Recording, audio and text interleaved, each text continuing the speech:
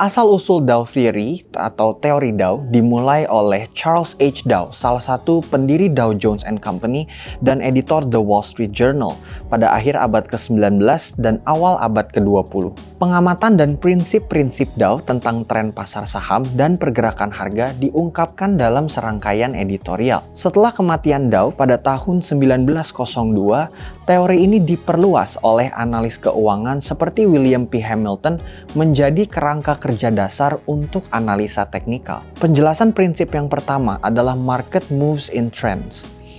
Ketika teori Dow menyebutkan bahwa pasar bergerak dalam tren, ini mengacu pada pengamatan bahwa harga saham umumnya menunjukkan pergerakan arah yang berkelanjutan seiring waktu.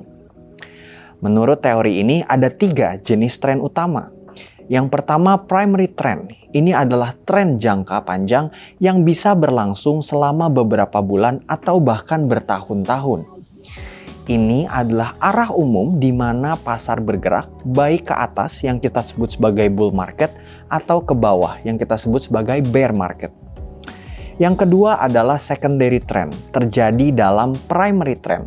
Secondary trend adalah koreksi atau pergerakan berlawanan yang bersifat temporary atau sementara dan dapat berlangsung beberapa minggu hingga beberapa bulan.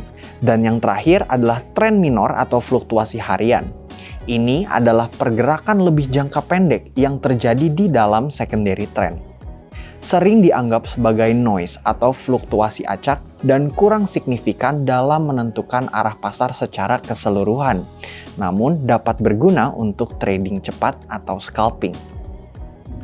Yang kedua, penjelasan prinsip market trends have 3 phases. Market terbagi menjadi 3 tren. Yang pertama kita sebut sebagai fase akumulasi atau awal dari tren naik yang kita sebut sebagai bull market. Investor cerdas atau smart money mulai melakukan buy dengan antisipasi kenaikan harga di masa depan. Tren ini memiliki karakteristik di mana harga saham biasanya rendah dan ada pesimisme atau kesan ketidakpedulian di pasar. Investor besar dan trader-trader handal terinformasi mulai membeli di fase tersebut. Yang kedua adalah fase public participation atau uptrend harga. Seiring harga mulai naik, partisipan pasar lebih banyak termasuk masyarakat umum menyadari tren kenaikan ini. Fase ini ditandai oleh optimisme yang meningkat dan bertambahnya jumlah pembeli.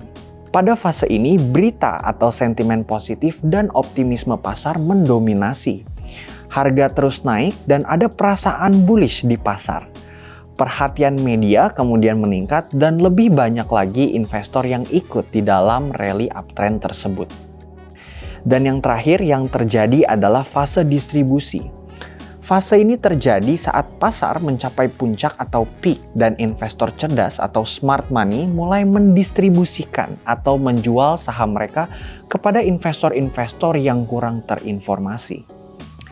Pada fase ini, harga mungkin bisa diperhatikan mulai datar atau menunjukkan tanda-tanda pelemahan.